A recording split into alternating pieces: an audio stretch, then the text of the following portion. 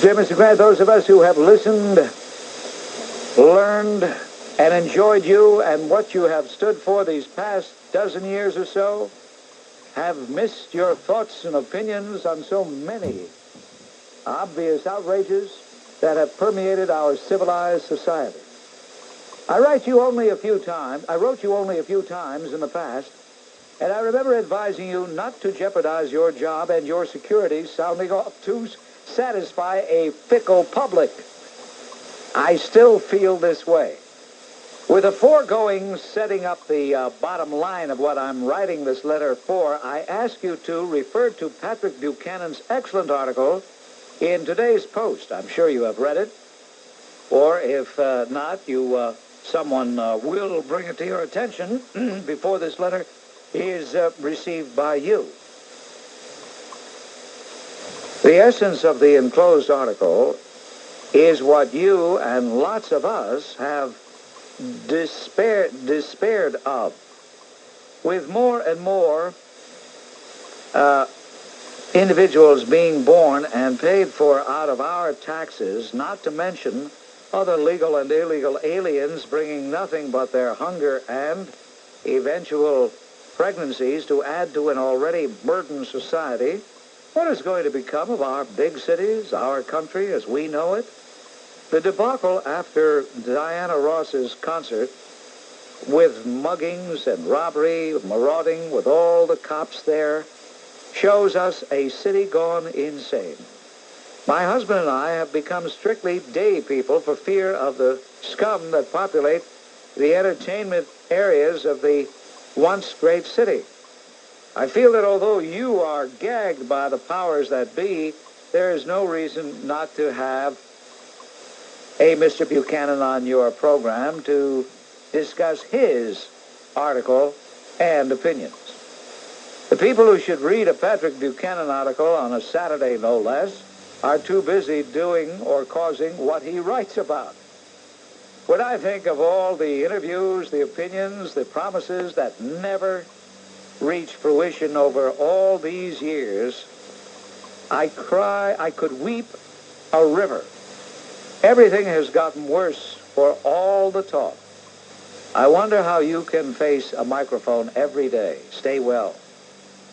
And then the postscript. In rereading this letter, I found that I should have stressed the following point more. If you can't say what badly needs to be said for all our sakes on the airwaves, get guests to say it by clever, subtle questioning, or by coming right out and saying an article they wrote intrigued you into asking them for a guest shot on your show. You can then elicit what facts, research, etc. led them to writing it in the first place. And as far as the Buchanan column is concerned, indeed, it was published on Saturday, July 23rd, and it does speak to a point that is a very depressing point. Well, and let me quote in part anyway. Last week, in yet another of those statistical surveys of reporting, quote, black median income in the U.S. to be only 60% of white median income, this startling fact fairly leapt out. In 1950, 8% of black families in America were headed by single women. Example, widows, divorcees, or women who never married men who fathered their children. By 1980, the figure was 47%. As some 55% of the black children born in the United States today are illegitimate. And he goes on to say, what this riveting figure portends for America's future is clear. The indefinite perpetuation of the cycle of dependency, a permanent welfare class graduating annually thousands and thousands of recruits to the ranks of the unemployed and unemployable. Now, I'm not going to read the entire column, but he points out something that is extremely startling. Of course, the whole thing is jarring, but he points out that these children who have children, that's what they are, they're children, are told by the government, no less. If you get pregnant and have a child, don't worry. You don't have to marry the person. The government will provide you everything he possibly could, and then some. All you need to do is leave home and get an apartment. The federal government will provide you with rent supplements and housing assistance.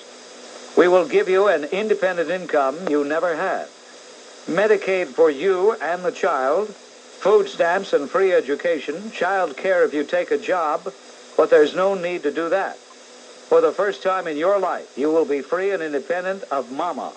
You can enjoy the nightlife and play the field. I'm quoting, remember. What the state tells the mother of the child is that anything the father can provide the kid, the state can provide better. What it tells the father is that he is unnecessary, irrelevant, get lost.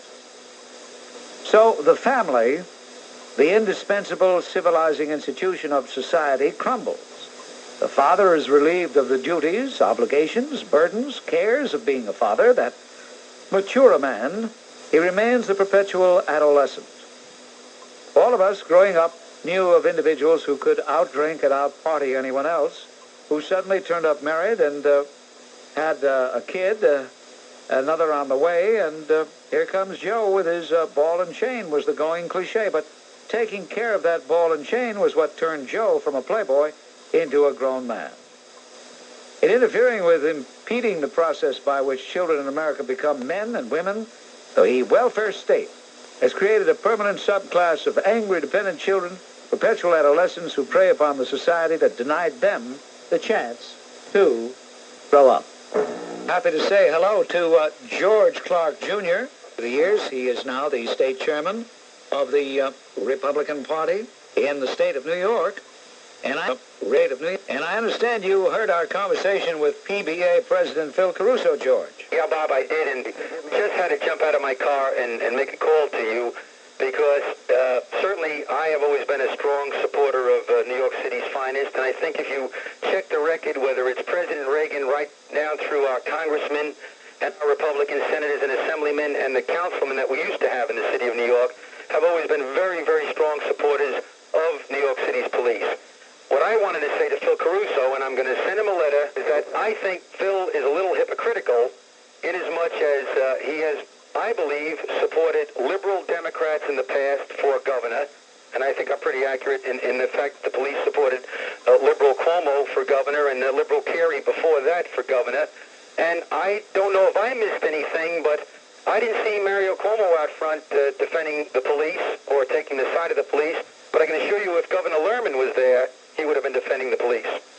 That's a very interesting point. Now, why do you suppose that the governor has taken, I was going to say a low profile, actually no profile in this issue, George? Well, Bob, very frankly, I think the same people that are out there screaming about police brutality are not Republicans or are not Democrats that voted for a Republican, but I think to a great extent there's some of the real lowlifes that we have living in this city who supported Cuomo, and Phil Caruso supported Cuomo. So, I mean, they almost deserve each other, the lowlifes and Phil Caruso.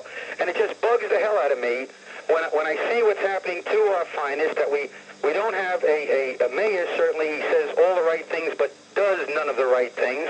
We don't have a police commissioner, I think, who has the guts to stand up and say, let the cops do their job. Their number one job, and the number one job of government, is to protect the law-abiding citizens in society. That's not happening. Everybody seems to be running away. And in all candor, the governor is being consistent because I've known his record for quite some time, perhaps not as well as you, but I know his record pretty well, and he's very consistent. He has not been really foursquare tough on crime.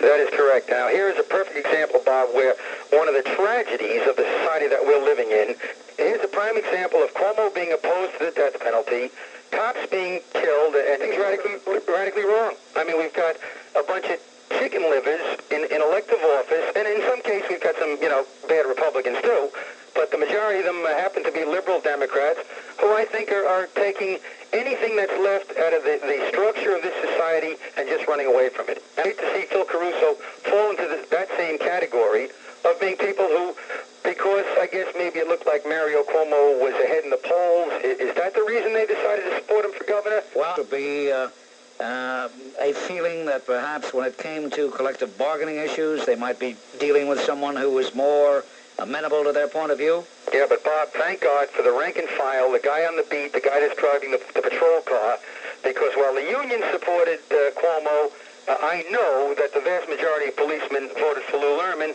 because they're just frankly fed up with the attitude that has existed about the liberal, let's worry about the criminal, let's worry about the person that's committing the crime, and let's not worry about the policeman. By Henry Stern before the Parks Commissioner. Yes. His famous quote after that Diana Ross riot that took place in the park was, "We are not going to turn the parks over to a small group of rioters." Well, but what does that mean? We are going to turn the parks over to a large group of rioters? Because, in fact, that's what we seem to have done.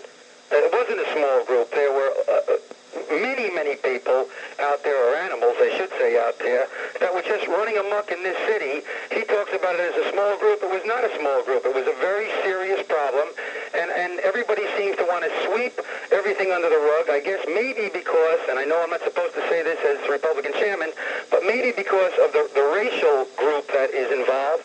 And I tell you, Bob, I've had it. Are you sympathetic to the police, or are you anti-police? I'm very sympathetic with the police department, but I can't understand why they are so inactive about being killed and maimed and murdered. Well, the only reason Phil is making that point is because of the propaganda that's been coming out of the black community, particularly among certain individuals who are in the United States Congress.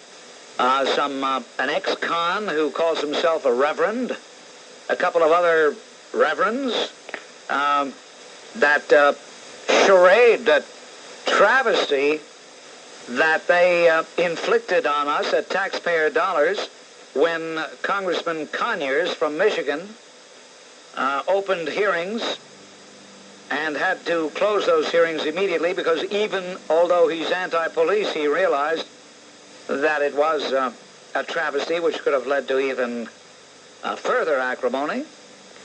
And what Phil Caruso is doing, if I may be so bold as to explain for him, is he's trying to show how ridiculous the police brutality charges are. He's not saying that they're going to quit because they're shot at. He's not saying they're going to quit because police officers die in the line of duty. It's sort of difficult to believe, Bob, that police can yell that they're being brutalized. Well, they're only yelling they're being brutalized to show how idiotic the brutality charges emanating from certain political figures are. I'd devote one day out of the week, at least a half hour or so, to just reading the mail. They used to have programs like that years ago, back in the old days of full-range radio. There'd always be some guy, he usually was Uncle somebody.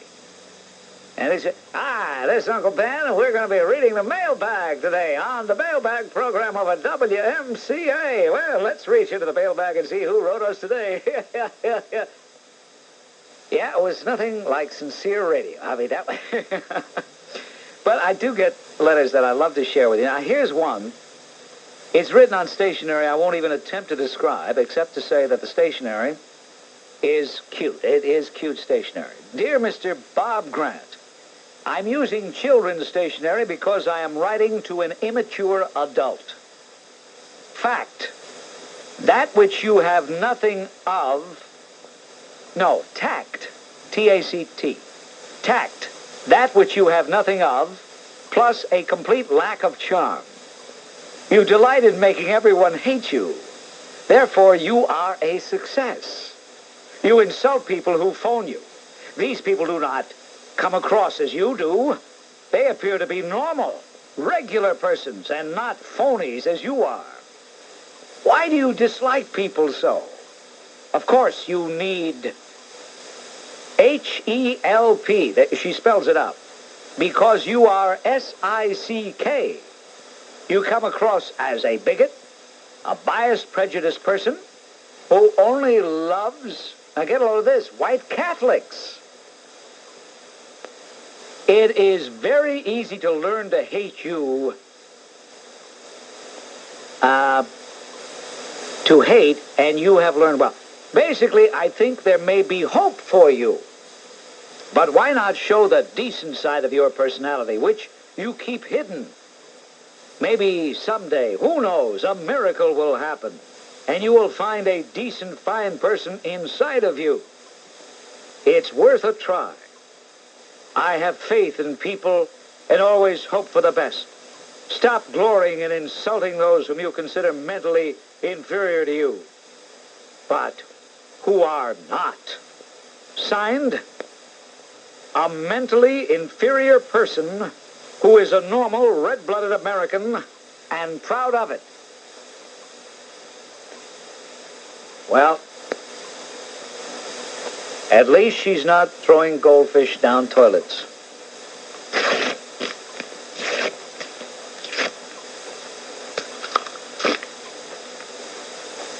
There's Kenny. Oh, hello, Kenny. No. Listen, you think this is just going on here? This is going on at least 16, 17 years with these marauding bands. Any event. I was there in Yankees in Madison Square Garden when I seen these kids run around. They were grabbing $200 tickets from these, the ones who were buying the tickets there. Yeah. I see any event. I made a bet. This was a short thing that was going to do this. Yeah. Now, of course, John Johnson will come on the air and he says, well, they need jobs and training program. and then Even Johnson doesn't believe that. He's too intelligent to believe that. Sorry, because there may be jobs, and they can get, you don't want a white girl like I can tell you they want a white. These guys that have a civil service, sure, they can grab a couple hundred or so a day. Yeah. They know they can get, most of them will get off. You know, I'll tell you, Kenny, delayed reaction, something Henry Stern said to me on this broadcast 2 nights ago. The more I think about it, the more annoying it's getting. Here he's talking about the marauders. And then, after he describes it accurately, because I said, well, why is it that people can see a Philharmonic performance and they don't have trouble? They go to a Diana Ross program, and it's mayhem with savagery. And he said, well, the difference is the people. The people who go to one opposed to the people who go to the other. And then he turns around and says, well, of course, there's a lot of despair out there. Listen, I'll tell you. These guys that go to defense, they're there for one purpose, just to grab gold chains. They think it's worth it. They're street smart. They know what they're doing. Okay, Kenny, I thank you very much. That's Kenny, telephone, Lieutenant Commander John Alexander, Deputy Director of the Navy Office of Information East.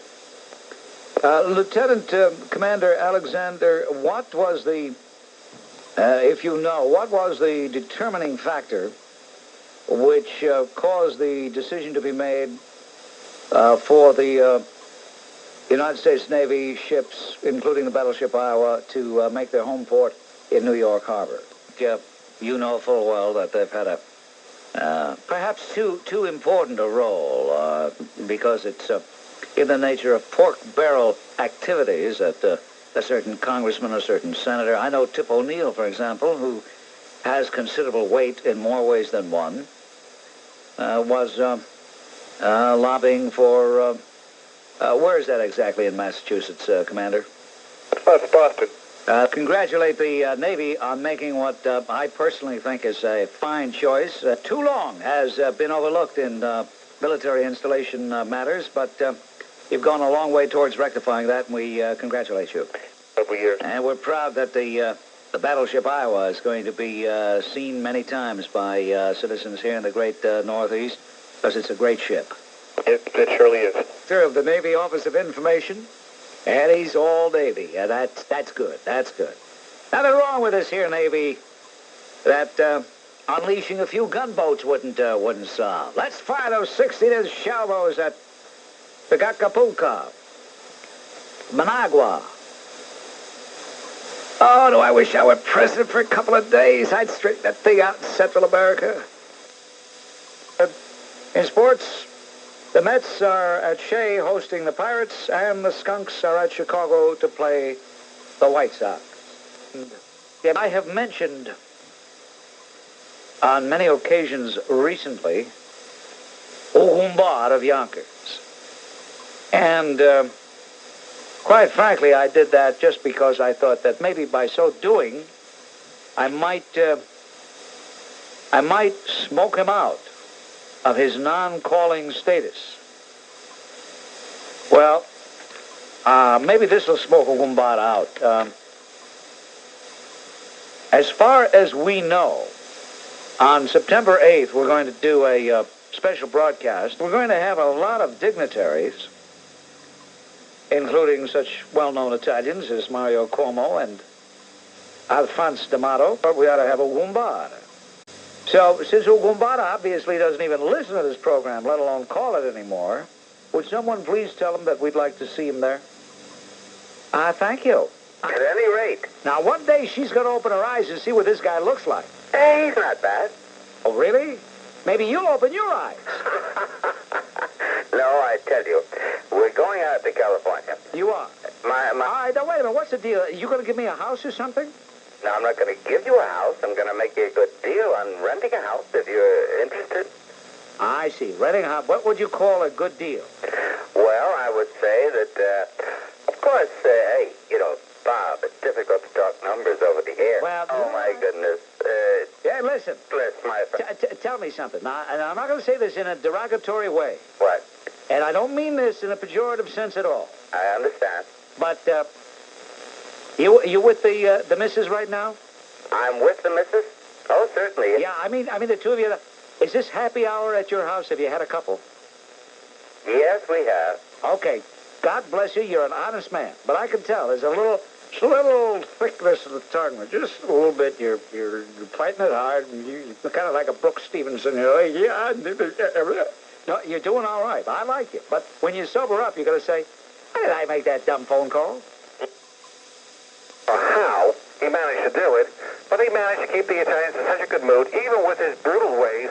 And if you think that Mussolini wasn't brutal, you're crazy. You don't know what the hell you're talking about. You've got the wrong point of history. That man came onto history with a brutal way. He had secret police, because the fact he didn't hit the Jews until early 1940s has nothing to do with the issue. He killed his... Hey, look, pal, you're beginning to annoy me. I'll tell you why, because you're getting so emotional over this. I couldn't care less about Mussolini one way or the other, pal. If you think I'm going to sit here and get involved in a big argument and tell you, hey, look, well, hold it. If you think I'm going to tell you that you're all wrong, then you are wrong, because I'm not going to tell you that you're all wrong.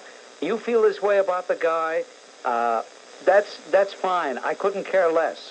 But I stand on what I said, that the man, up to a great point, was treated unfairly by history, that he did try to help the Jews. That's documented.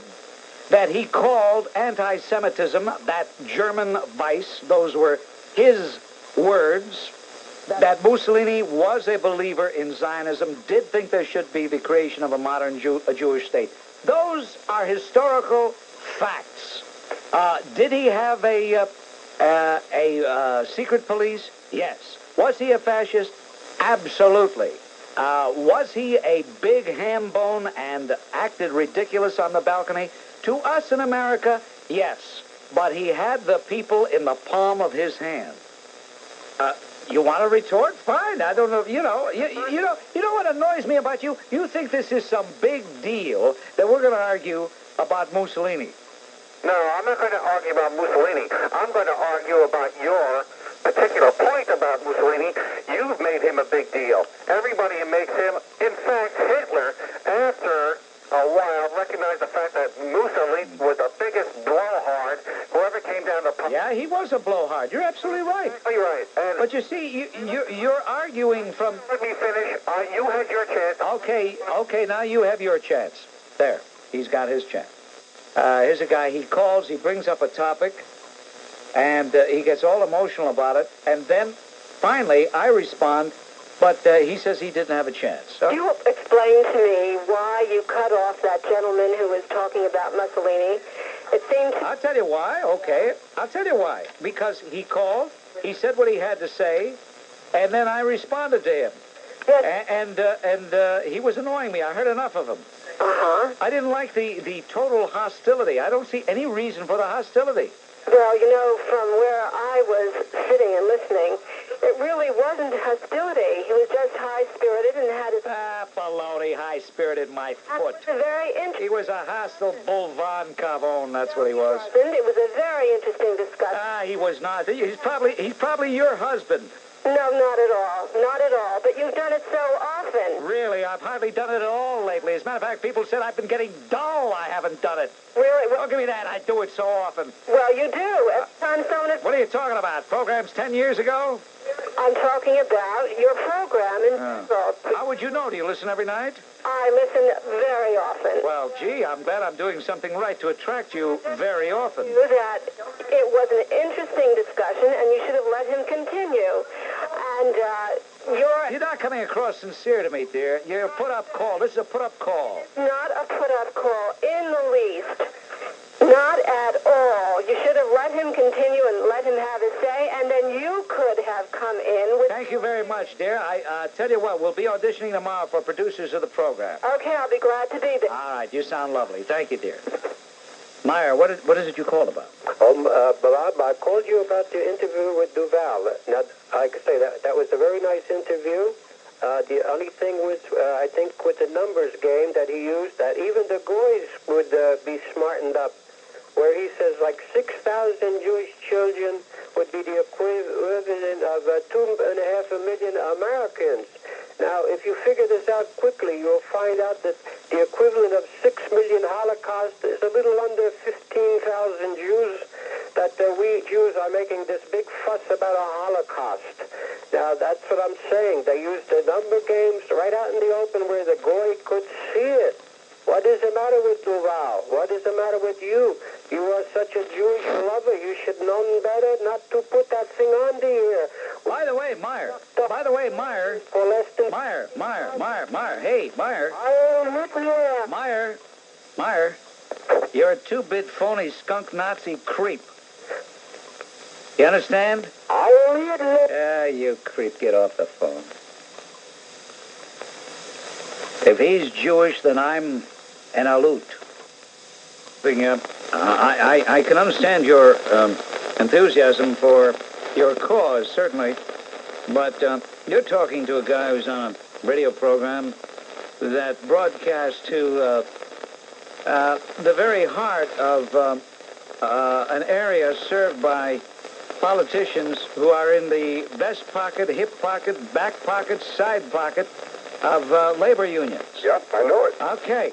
You're talking to a guy who's broadcasting from a city in a state that is so subservient to labor that we actually have a law on the books that after 7 weeks out on strike, strikers get unemployment compensation. No, it's the employees at Con Ed that are on strike now. That's right. They now qualify for unemployment compensation.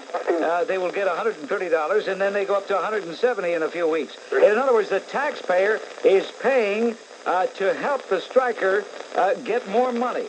$2 million a week it's costing. If there's 16,500 people out on strike, they're doing $125 a week minimum. That is more than $2 million a week that the taxpayers of New York are spending to subsidize a strike. And then add to that the fact that these people are out on strike when they have a virtual disaster there in Manhattan, and the tremendous economic loss that's going to be to the community. It points out the insanity of that. Yeah, well, this state, I tell you, the politicians that go up to Albany from, well, with some exception, both parties are craven to the AFL-CIO and other unions here. I mean, it's just pathetic. I think that ought to change, and I think... Well, don't waste your time, though, with the New York City delegation and with most of the congressional districts adjacent to New York in New Jersey. Don't waste your time. Okay. These guys know who their bosses are. We're going to continue. The most interesting man, and Edward Topol, for more than 20 years, he worked in the USSR as a journalist and screenwriter. The author of 7 feature films and 2 plays. He now lives in New York. His first book, written abroad in cooperation with another author, was entitled Journalist for Brezhnev. It was published in Russian in Frankfurt. Now, I can say that in the last 20 years, something changed. Because I don't want to discuss the reason, just because the Soviet Union have half of the world now, and United States in the process of losing, you know. Yeah. And so the feeling is changed. They still know that United States, richest country, they have everything, but maybe they are not so strong as it was before, and we can be stronger. This is, I can say this is two sides of this problem. I hope a lot of you peacenik dumbos out there, you Jane Fonda lovers, you nuclear freeze lovers, you William Sloane Coffin lovers, I hope you heard that. Society, how they live, and middle class, and labor class, and But yeah, the Soviet society is supposed to be a classless society. No, come on. Well, that's what they tell us. No, this is just on a paper. It cannot be. There's a lot of dumbos in this country still believe the propaganda. Yes. Well, what can I do? If they, well, I can tell you that all details about real life in our book, in my book, is absolutely true. Well, I'm not a Democrat or Republican because, well, to be in a party, it's necessary to understand everything in your country. I'm just a newcomer, but I prefer Reagan than Carter. I like Mr. Tobel after that last statement when he said he preferred Reagan to Carter. He's all right. Thank you very much. To talk about a fantastic... I knew he looked smart. And that Westchester County number, though, let's see, we don't hear from Yonkers anymore because Goombata has issued a decree. Nobody calls. So that's out. Maybe Mount Vernon will check in. By the way, Goombata has just sent a telegram. It says, Dear Bob, I hereby give permission for anybody, not only in Yonkers, but in environs, to call. Okay, Angela, I guess that means that the Westchester County line will be busy now. I figured there must be something going on. And I found out what it was. Goombata has lifted the edict. Hey, hello. Are you talking to me, Bob Grant? I beg your pardon? Bob Grant, are you talking to me? Ladies and gentlemen, I'm going to have to stand up. Excuse me. Ladies and gentlemen, I'm standing up here. If I sound a little farther away from the microphone, I always stand in the presence of, ladies and gentlemen, the one, the only, Goombata from Yonkers. You are 100% right, Bob Grant. Where have you been? I'll tell you where I've been. I've been listening to you every day.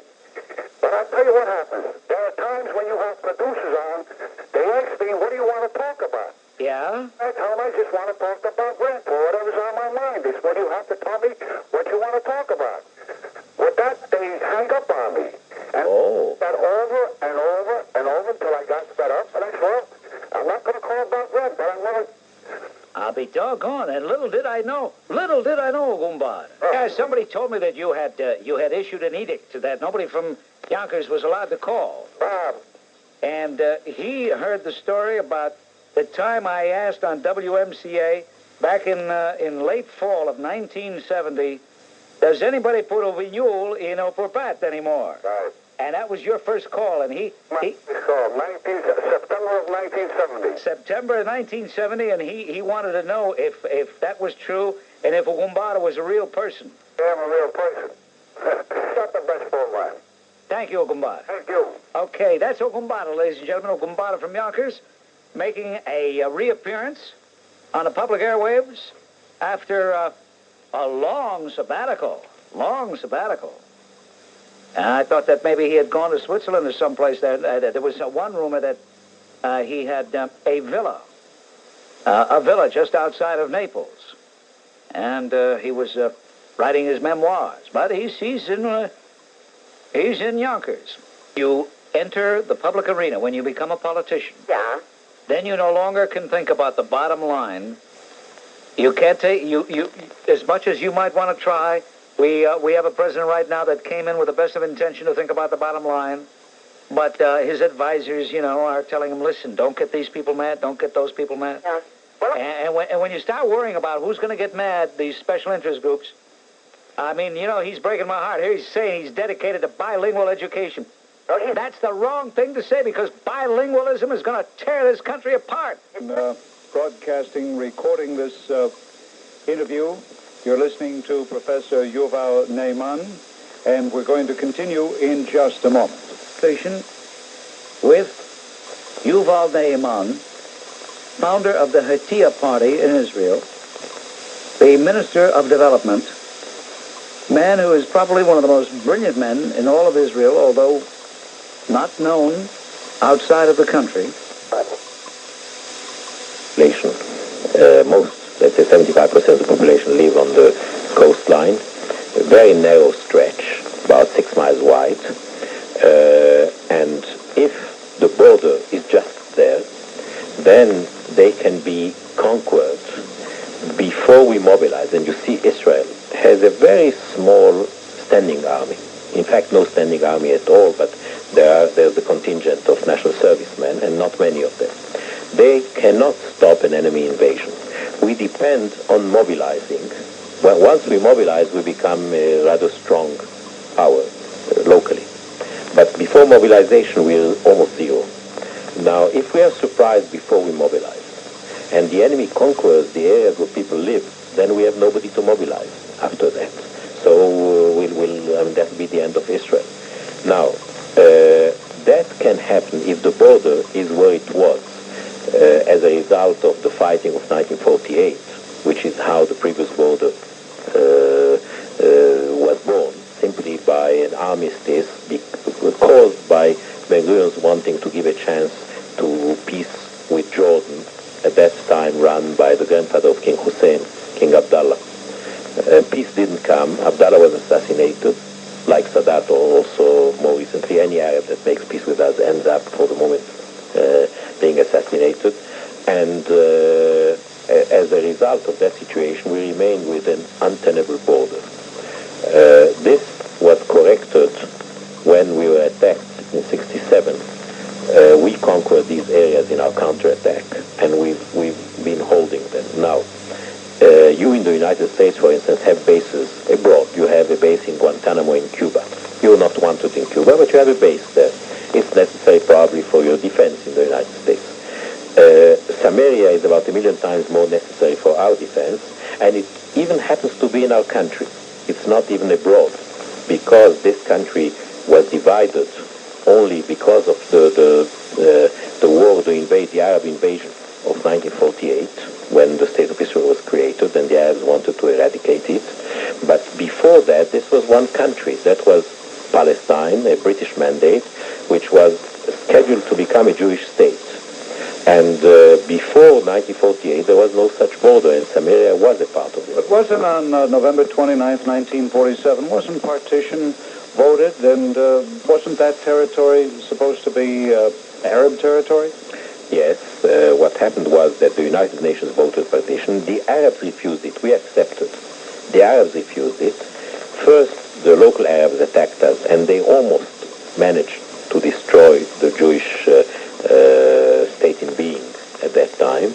And when we overcame that part of it, there was an invasion of 6 Arab countries, attempting again to annihilate the State of Israel. In our counterattack, we managed at that time to conquer part of what was supposed to be the Arab state in the partition plan, which they had not accepted.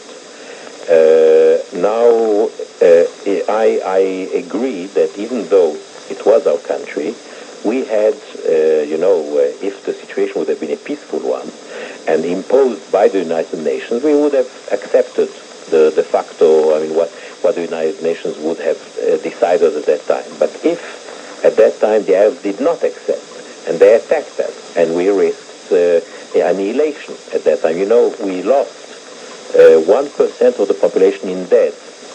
We were 600,000, and we lost 6,000 killed. There is no reason why we should not think about survival in the future. We are not it may have been better if our state would have been somewhere in Scandinavia, peaceful part of the world. But this part of the world is, I'll give you just the last 5 years. You had 2 revolutions and then a war in Afghanistan, which is still on, the Russian invasion.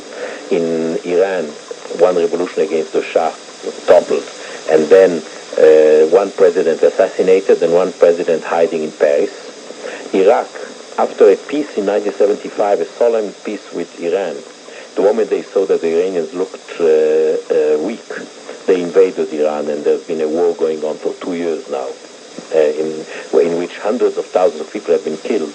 Nobody talks of that. The Security Council doesn't meet. Nobody has declared the Iraqis aggressors, and it's still on.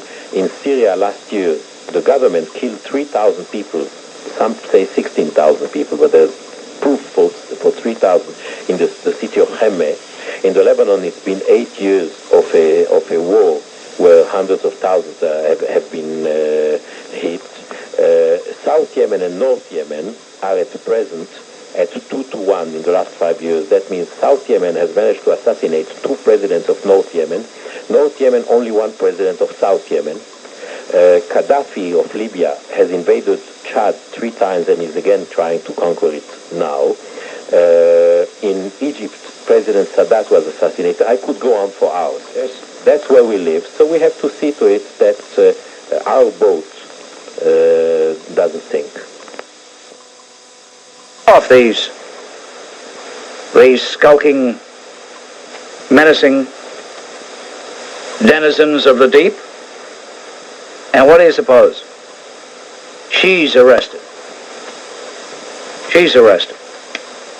Oh, the punks were arrested too, although I understand 4 were let go. But she's arrested. What do you make of that? What do you think of that?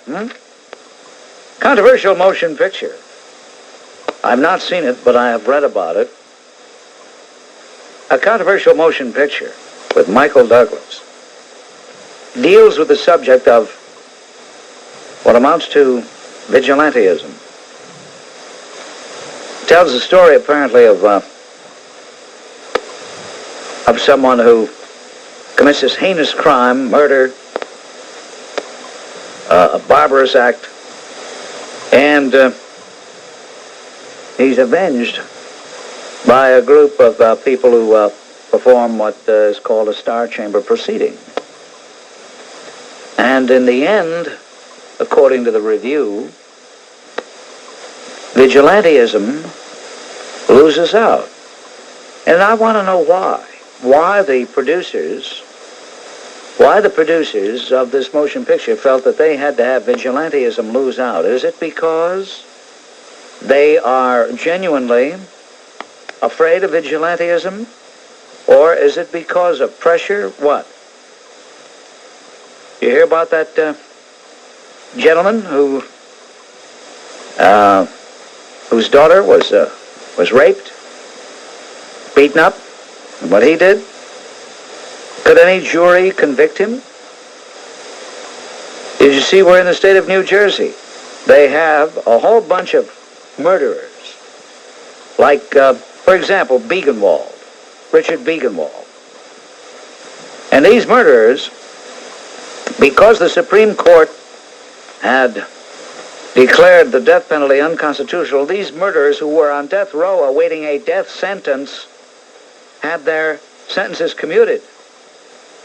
And now the American Civil Liberties Union wants them out on parole. For what purpose? How many, I ask, since 37 out of 100 killed again, how many people have to be murdered again by individuals who have already murdered before? I don't understand that.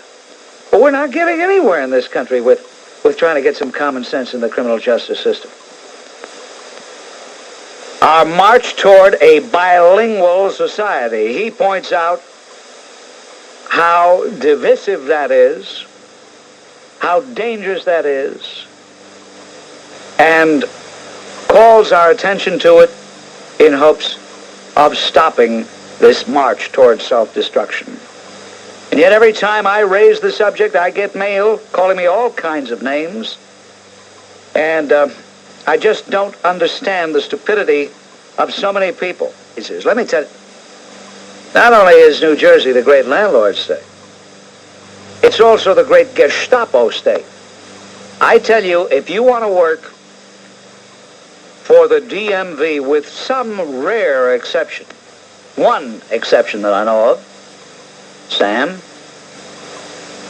you know how they get the people that work, for example, at the where the vehicles go in for testing, which is a racket, which is just a nothing racket. I found out how they get all the people that work for they give you the safety sticker for the windshield, how they get the people, the troopers, you know, for the state troopers that work in the offices for the driver's license tests. You know how they get them? They go down a list. They go down a list of applicants either who tried to get into the Gestapo or have tried to get into the KGB and have been turned down as being too severe. All those KGB and Gestapo rejects are automatically hired by the state of New Jersey at the vehicle inspection tests. Did you know that? As a matter of fact, a couple of weeks ago, I can reveal out of the Rahway testing area, there was one individual, one trooper, who was beginning to show signs of a slight bit of Rachmanis, a little bit of humanity, a little bit of concern for the poor wretches who come before him. Do you know that he had to have a lobotomy to have about a fifth of his brain removed because he was getting a little too compassionate? Now he's just like all the rest. It's incredible. It's incredible. Here at WMCA, the one, the only caller. Hello. Hello, Bob? Yes, you great individual in an exclusive club. Oh, good. I got... Good? It's like the Goombata, you know. Oh, Goombata? Never get through. Poor Goombata. You know, when the great Nicole Sandler was away, Goombata got in and revealed why he hasn't been heard. He said he's been calling, but he's been rejected. He's been turned down. That's what he said. If I weren't a strong character, I'd have a problem. Well, you see, the trouble is, Goombata's so honest. He calls, he says he just wants to say hello. And they have been told, because they have Gestapo branches all over, they've been told by the local Gestapo, if they're not saying anything relevant to what Bob Grant is talking about, don't let them out. Okay, Bob, calm down. Let's get down to the... I'm just doing a little imitation. Sig Ruman, 1907. Yes, Italian, and who spoke Russian, and who spoke Yiddish, and who spoke Polish, spoke German, Czech, Ukrainian, Hungarian, virtually every language from the European continent. Now, what if they had all demanded so-called bilingual programs? Would have been chaos. Of course it would have been chaos. But most of those immigrants told their youngsters, you learn English. And even a lot of the immigrants themselves, amazingly, did a pretty good job in picking up the language. Yeah. I tell you, I was down in Williamsburg, Virginia not too long ago, and I met a Vietnamese man. Yes. He was a boat person, you know, one of the boat people. Came over in late 75. He worked so hard at speaking English. His children did beautifully. The man had quite an accent, but he was speaking English. And he didn't want to speak Vietnamese. He didn't want to have his children speak Vietnamese. They were all learning English. He didn't want any bilingual program. Yes. Now, you know, it makes you wonder, these Hispanic groups, what are they after? What do they want? Are they telling us they're too dumb to learn English? Are they telling us they're too lazy? Or are they telling us they want to make a country on this continent that is not America as we know it? Fortunately, I think in many cases that's the case, but I had the same experience with the Vietnamese. I think it is in Woodbridge where each year they have a celebration. I attended the last 2 years, and just in 1 year's time, this most recent one, which was, I think was around February or March, the amount of English being spoken and the American atmosphere was very in evidence this past time. And 1 year before, it was almost all Vietnamese. So in just a year's time, I noticed a big difference there. And they're great people. They really are. When they come to this country, they come to become Americans, not to develop their own enclave. At the testing place in Rahway, he's on vacation right now. Yeah. I think I'm going to go in with a tape recorder. I mean, this man, you know, we are American citizens. We're just there to take a cotton-picking lousy test. We're not there to hold up the joint. We're not escapees from the Rahway State Prison. Yeah. You walk in there, I can't describe. Paul, it's unbelievable how vicious these people are. Yeah, and I don't think you get an argument from anybody who's been through it.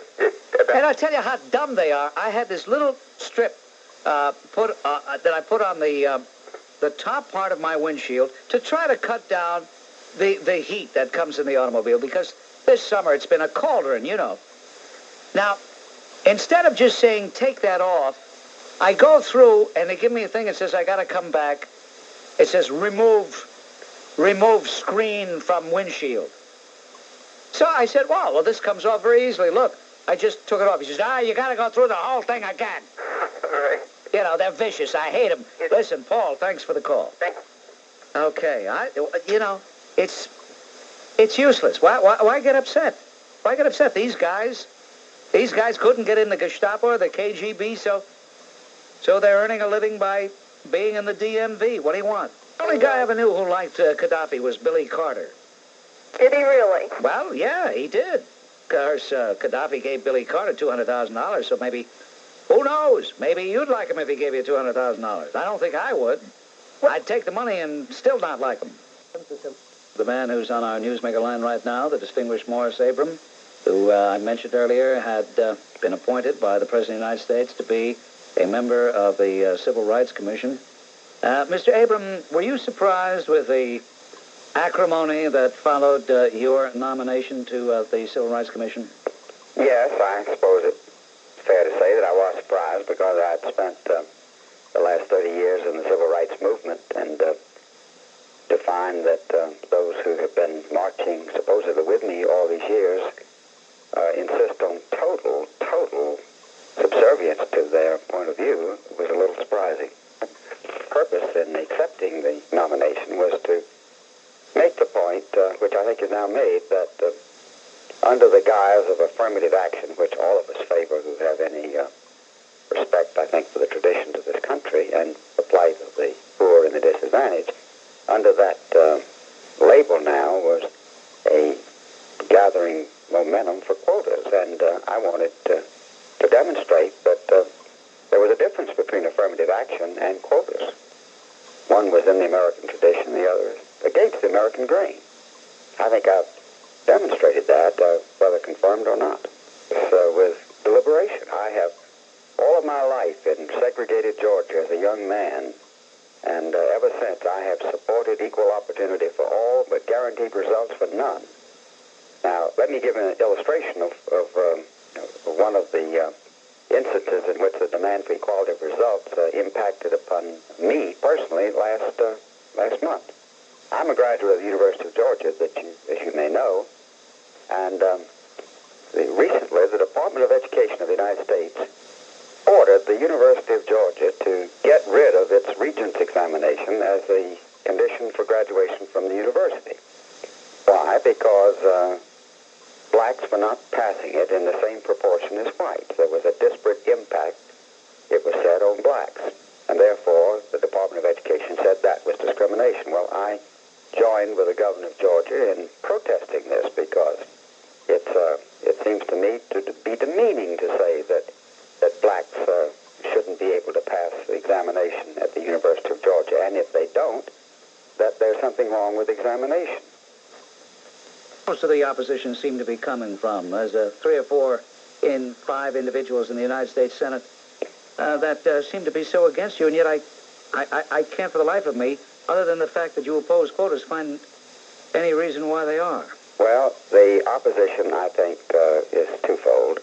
One is that I am opposed to quotas. I always have been. This is not something new, but I have served as an instrument to unmask a kind of deception, a deception which has made it possible for people under the guise of affirmative action to really be advocating quotas, so that the mask is off, the camouflage is ripped away. Now, that is regarded as something which is not to the liking of many people who are presently in the civil rights movement. The second thing is, I think a good many people feel that the President of the United States did not have the right to terminate the employment of persons whom he inherited, and that to terminate them and to substitute new appointments, however qualified, somehow or other interferes with the independence of the Civil Rights Commission. Now, there are many answers to that, which I'd be glad to address, but those are the principal arguments, because the statute that creates the commission says that it is created branch of the government serve for life, though it is contended by many in the civil rights movement that these people ought to serve for life. And indeed, you may not know this, but it was passed last week in the Congress, the lower house, the House of Representatives, a bill which grandfathers in the present commissioners. And that would, of course, freeze you out. Would freeze the present appointees out, and would also take away from the President of the United States the executive power of appointment, which, of course, is quite a blow to the separation of powers doctrine. What a point of all this. What is it about you and the other two appointees that these individuals who demand that you march in lockstep without questioning the melody, what is it that these people fear from you, for example, who wrote... To put it very bluntly, neither John Bunzel, who is one of the other appointees, nor myself, nor Robert Destro, we're all come from an academic tradition. And I think none of us will walk in lockstep with the Leadership Conference on Civil Rights.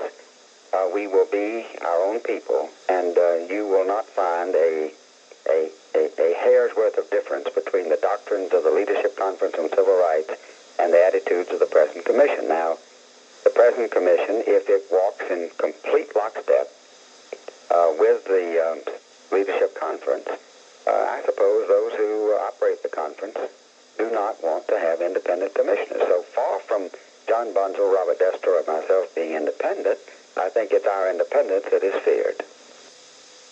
A couple quick comments about Mr. Morris Abram, so people should know what he is. He was president of Brandeis University, and for 10 years head of the United Negro College Fund. He's got the most impeccable civil rights and liberal credentials that anybody could ever ask for. So, we should understand where he's coming from. He did make a mistake when he said that we are a colorblind society. The courts don't think so. And you and I heard about that ACLU business of trying to get... in New Jersey, yeah. Yeah, people on death row released. Well, first of all, they were on death row. Now, you got to follow this chronology. They were on death row. They had been convicted of murder, first-degree murder. Then the Supreme Court came along in 1972 with that idiotic decision. Therefore, all of those death row inmates became lifers. Lifers. Now the ACLU comes along and says, well, wait a minute, if they're sentenced to life imprisonment, then they should be entitled to parole. And Senator Frank Graves of New Jersey said it was the intent of society that these people be removed forever from society. That's right. So we have to keep them from ever coming in contact with innocent human beings again. Well, that makes a lot of sense. Somebody ought to tell the ACLU that it might be a good idea then to parole these people maybe to the North Slope of Alaska, and you don't need barbed wire, you don't need a jail. You can say, here you are. Well, they had two guys who had taken a teenage couple, beat up the guy, tied him up, raped the girl, and then they killed both of them, shooting them both in the head. Now, what they ought to do, if the ACLU feels that this vermin should be paroled, the ACLU ought to agree to take the vermin into their homes. That makes sense. Give them a room in the home. Yes. Let them babysit with their children. That's right. Okay, thank you very much. Now, ladies and gentlemen, Congressman Jerry Stutz. Thanks, Bob. Yes. Just me, Bob? Yes. Let me tell you, Bob. How long are you going to keep this up? You haven't got, your old friends that you kept... You continuously knock them down, so now you're picking on a Jew. But let me tell you... I'm picking on them? On the Italians. Let me tell you, so happens I'm half and half, you see. You always want to know about the Goombata. Why he don't call? You know why he don't call?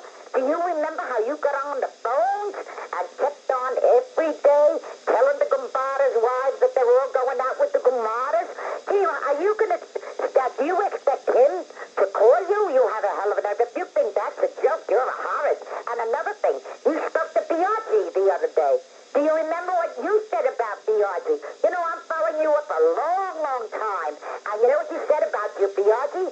When he had that problem, I don't even want to mention it because this was a fantasy. He has what? Do you remember? But you said the girl was nice. It probably was. And you have a nerve. Hey, wait a minute. I don't know what your problem is. I'll tell you something. I don't know what your problem is, but you're not going to be one of my problems. And that's the nice thing about telephones. You can pick them up, but you can also hang them up. Pick them up and hang them up. I don't mind a person discussing an issue. As a matter of fact, I want people to discuss issues. But to just go on a meaningless, meandering tirade indicates that this woman leads a very empty life. But while she's fuming at her radio, I'm earning a living. You're I mean, there's a real AAA Cicola. No, A real Cicola. Bob Grant, this is the Goombata from Yonkers. Ladies and gentlemen, excuse me, I got to stand up because I never sit in the presence of the voice of a Goombata. Hello, Goombata. Listen, Bob, I was sitting over here in Lily's beauty shop, in Dory Lane, with a bunch of young girls and Ronnie and a few other people, and I heard this woman call you and tell you that the reason I don't call up is because you call me Goombata, you mention my Goombata, who happens to be my wife. I just want to let her hear that the reason I don't call you is because sometimes I could be busy. You know what I mean? But I wanted to know that I've been listening to you for 13 years. I haven't stopped listening to you. And the only reason I don't call you up is because sometimes you have a newsmaker on there. Or sometimes I don't know what to talk about. But that lady must have been a little off the wheel for her to say that. Well, Flash, September 8th, we're going to broadcast from Avesta San Gennaro. We're going to broadcast from Mulberry Street, live. So, if you get a chance, Goombata, I'll be down there. I want you to be there because we want dignitaries. We want people that we can look to with pride. Will you be there? I'll be down there, Bob. I'll guarantee it. That was the original Goombata, who perfected the art of putting over Yule and over bat. And that's one of the many reasons Goombata is a legend in his own time. You know about Yule and over bat? Fair and mild tonight, partly sunny, quite warm and humid. Tomorrow night, warm and humid with some patchy fog, another fog. On WMCA, it's good to talk to the people. It really is. Hello. Hello, Bob. Kenny. Uh-oh. Hello, Kenny. I guess I spoke too soon. Oh, listen, I have something to say about Mr. Schreiber said. Yes, Kenny. But first, I want to say you seem to have lost your opportunity waiting all these years with that 88-year-old woman, with the release of $500,000. Yeah, with old Balich. But listen, you see, the thing is that the woman who's the... A lot of projects with that money. But this Jean who made the call, she was very worried. She didn't want me to get my foot in the door. Okay, I don't want to get into because the time is... Because if I'd have found that 88-year-old woman, I would have just smiled at her and, twicked her cheek and given her a great big kiss. I'd have had that money walking out. Well, you wouldn't care about younger women that much. Who's talking about that? With the money I'd get from the old lady, I'd get a lot of nice young ladies. What are you talking about? Okay. There's a big fuss made about Israel when they bombed the PLO camps. They used cluster bombs, phosphorus shells, and napalm. Now we have the Libyan Air Force. Your friend Gaddafi was bombing in Shad, was using cluster bombs, phosphorus shells, and napalm. And they showed evidence. They're losing their limbs and everything. Nothing is said about it. Very little. Good point and true. Okay. Then, of course, I heard about what happened in Ethiopia, that with the Cubans and the Cubans over there and the bombing the war against Somalia. Anything about it? No, of course not, because it's a left-wing pro-communist Marxist organization. 1,000 Cubans, advisors and soldiers, and 20,000 Russians advised. And nobody makes a fuss over them, Kenny. Hey, did you see those photos of the new facilities at Trenton State Prison? That's in New Jersey. These facilities designed to provide a dignified but efficient means of executing prisoners condemned to death. I just hope they use it. I hope it becomes one of the busiest places in New Jersey, in the whole country. I've been saying for years, people say, Bob, we need the death penalty. Yeah. Put it on the books, right? For what? If you're going to get stay of execution after stay of execution after stay of execution, if you're going to have that law on the books, it should be used. He said something I think is very significant, and that is, not only must a bill like this be on the books, a law like this be on the books, but there must be a track record of its being used. I want to underscore that. we can have death penalties coming out of our ears, but if they're not used, they don't have the impact. They don't have the deterrent impact that a few executions would have. So get those needles ready down there in Trenton and start sticking them into those arms. The sooner, the better. Remind me, the NFL season is getting underway, and this year I'm going to bring back Paul Needle-Nose Menadja by popular demand, and Mr. Menadja on tomorrow's broadcast, because I won't be here Thursday and Friday, but Mr. Menadja tomorrow will give you the first... Is he a crapshooter too? Mr. Menadja? Yeah. No, Mr. Menadja does. He does not roll the dice. I see. Well, first of all, let me be very candid, very blunt, perhaps painfully to some, but I think it was very propitious for me that Thursday and Friday of this past week I was off. Propitious because it would have done me no good to have to sit here in a sea of frustration while we thrashed about trying to put some sense into a senseless story, and I'm talking, of course, about the wanton shooting down, the craven murder, the totally insensitive act committed once again by the Soviet Union. Interestingly enough, on paid television, they are showing the motion picture Reds. And actually, when one would switch from seeing that artistically well done portrayal of the life of an American communist and switch to the news and then back again, one could sense a connection. Now, if you will, the connection, which at first blush might seem far-fetched, is not far-fetched at all. You have, on the one hand, an act committed by a nation of paranoidal, insensitive drones. An act committed by those who do not trust the human spirit. Those who are afraid of the marketplace of ideas. Those who are absolutely dedicated to one cause and one cause alone, and that is that the hammer and sickle should fly over every square mile of territory in the world. Now, because we have had many anti-communists who were, for one reason or another, counterproductive in how they conducted their lives, and because quite often rash, intemperate people have made rash, intemperate charges, the cause of anti-communism is sometimes a very burdensome, very thankless, very frustrating endeavor.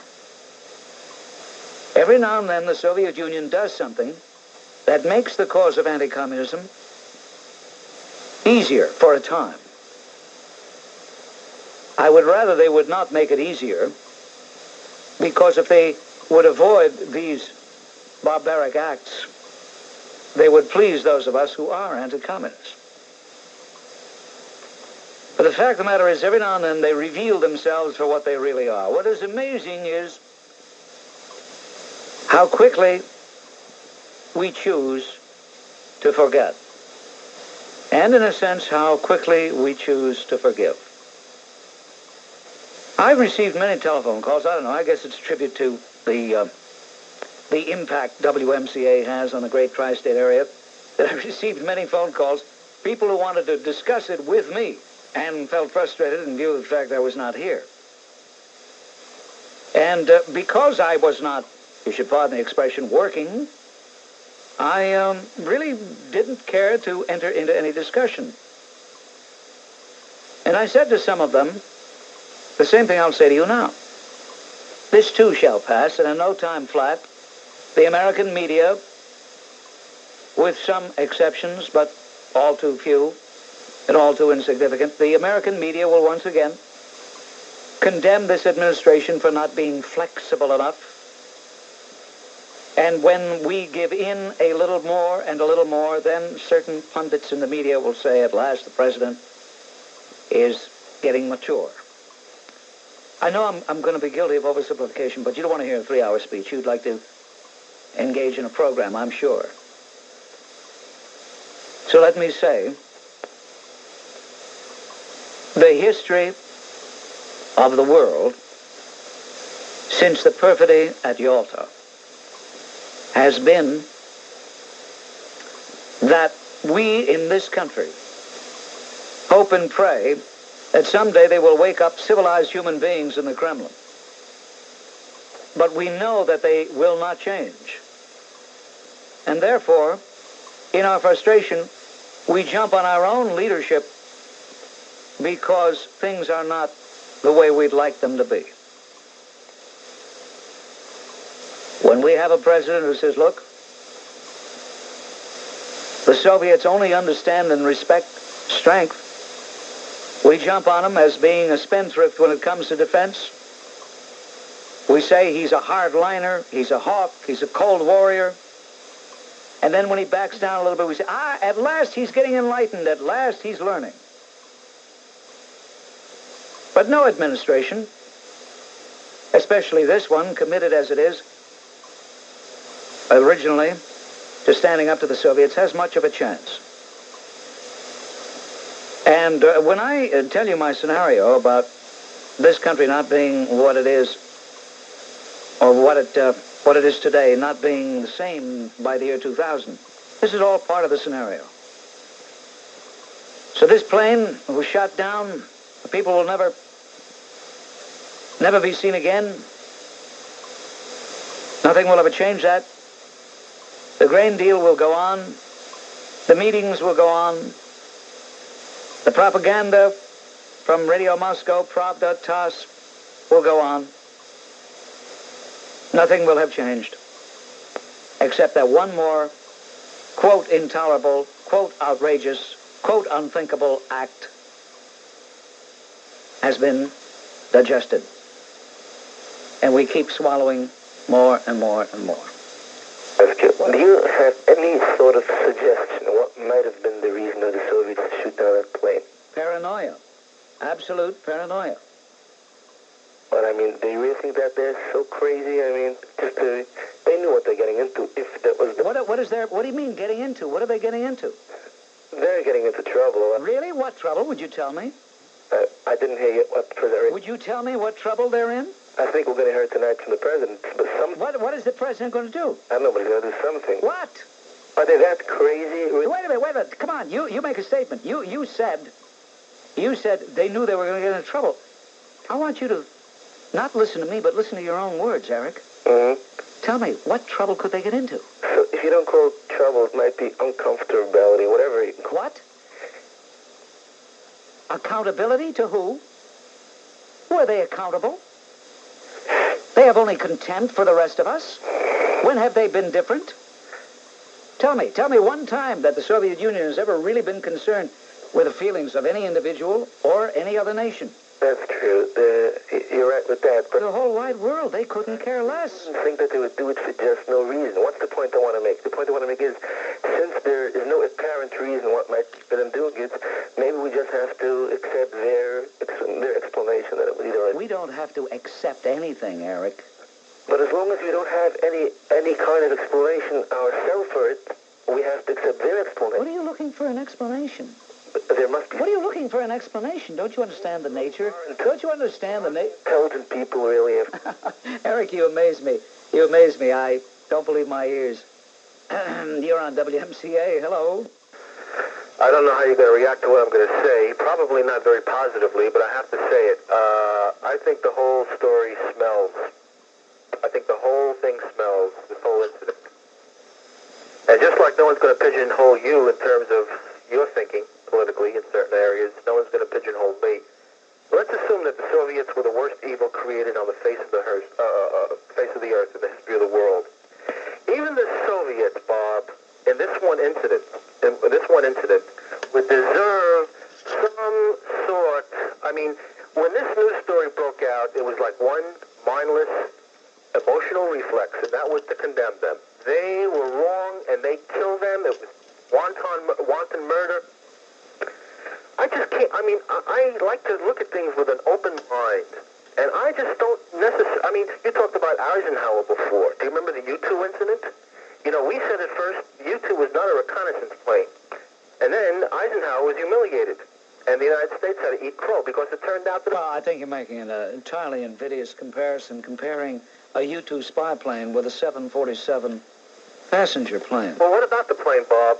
Aren't there so many unanswered questions about this plane, I never saw a passenger... Well, there never could be so many unanswered questions that would allow me to just shrug off the loss of 269 innocent people. Has our government lied to us before? Would this be the first time? I don't see that this is an answer to the question I put to you. I'll answer it. I think in order to win... I mean, you're entitled to tell me what you think. As a matter of fact, I say at the outset of the program, you have a right to hear and to be heard.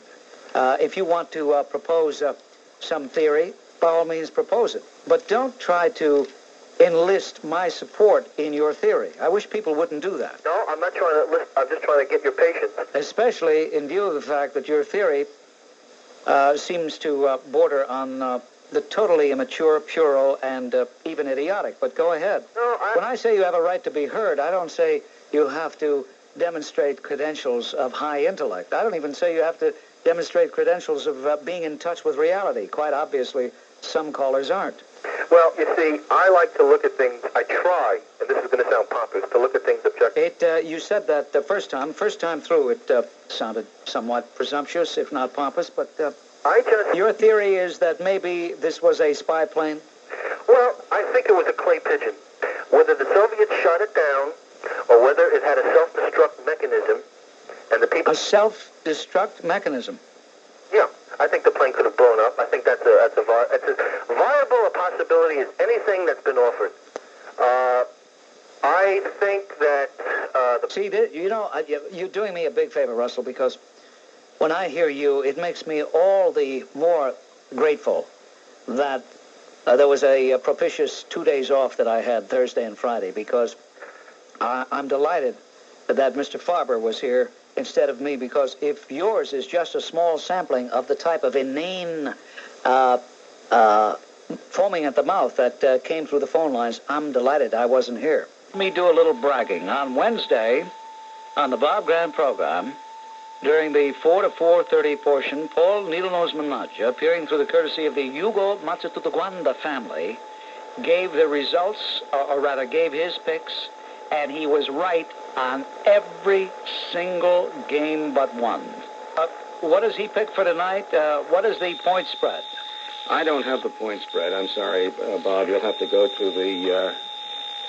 that place over there, across the street that has the... All right, let's see. That's Nick up on Arthur Avenue. What's the point spread, Nick? Okay, we got it. The point spread favors the home team, the Skins, by 3 points. Dallas. The Paul Needlenose Manaja says take Dallas. By the way, Paul Needlenose Manaja will appear on Friday, giving next week's picks. And Mr. Manaja is the only personage... authorized to even give numbers. And he says, I don't know what this means, 310. I don't understand that. Good kick out of that Budogram bit. And I think we... Yeah, did I get... Here, Bob. And we have something that's, I think, a little more sophisticated and a little more educational than the Budogram. And it's a service. It's called the Moongram. We have a short, fat... thick-necked sentenced criminal wearing stripes comes in, and he's usually to parties, and he's selling the New York Tribune, and he brainwashes the entire party. And then his disciples, in a total zombie state, walk behind him selling his ginseng up, his Ilwa ginseng tea, and they serve the rotten kimchi. And the entire party is put under control. All right, Bernie, I suppose it took you all day to think that one up. And you're probably all tired out from that intellectual exercise that you had, unaccustomed as you are to intellectual endeavor. So I'm going to let you go back and crawl under the thing you came out from under and rest up some more till next year. I've never seen it to fail. By and large, I avoid working holidays. And the interesting thing is that it's on the holidays that the most warped minds are heard.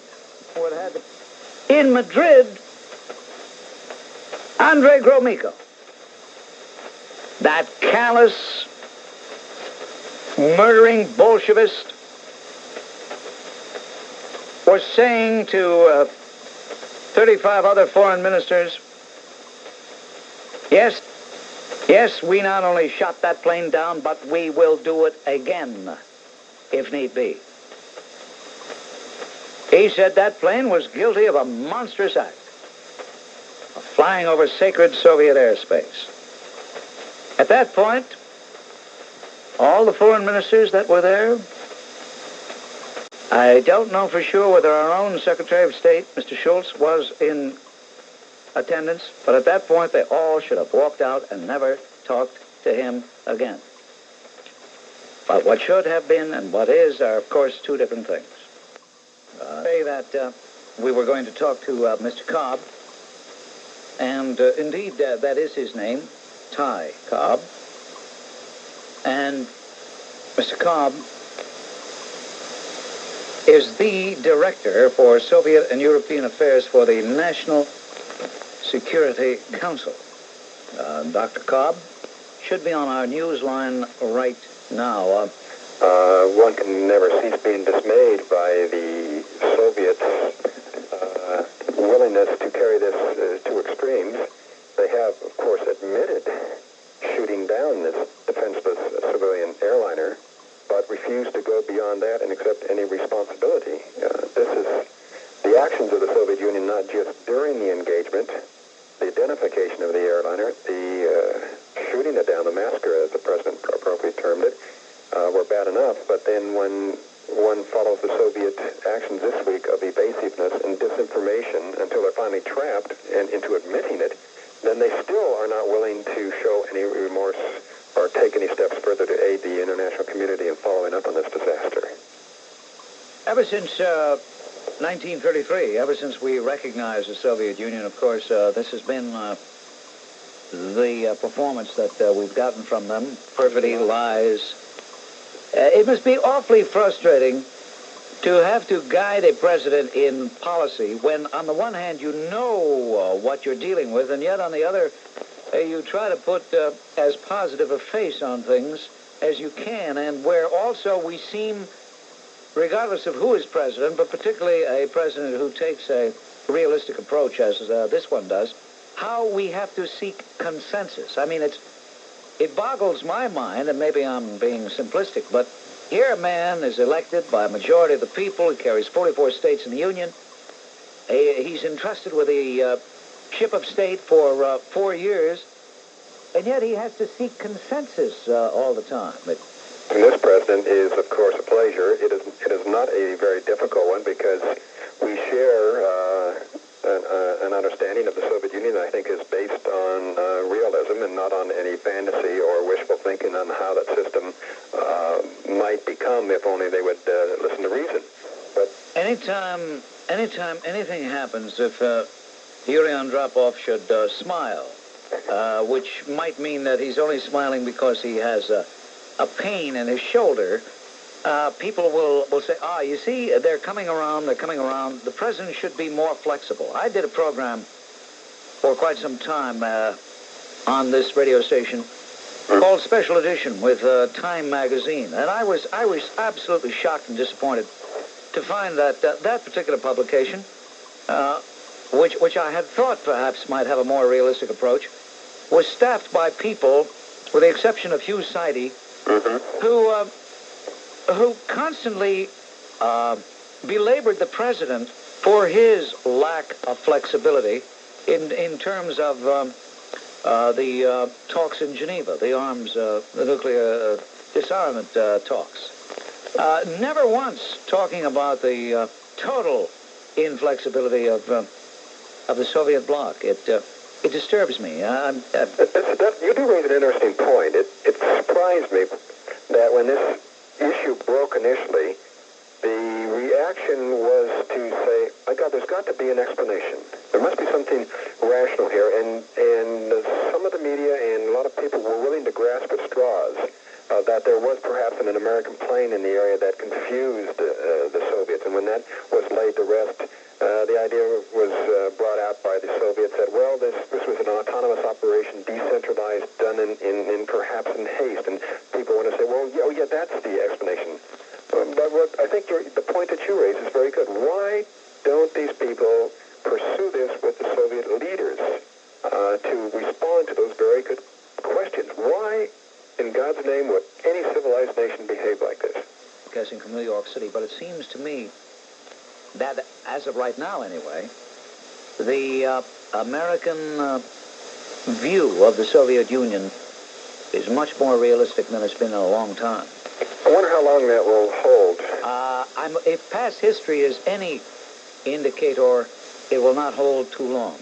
I think that's true. There's very little, of course, we can do to constantly remind one of the nature of the Soviet system and their ultimate objectives.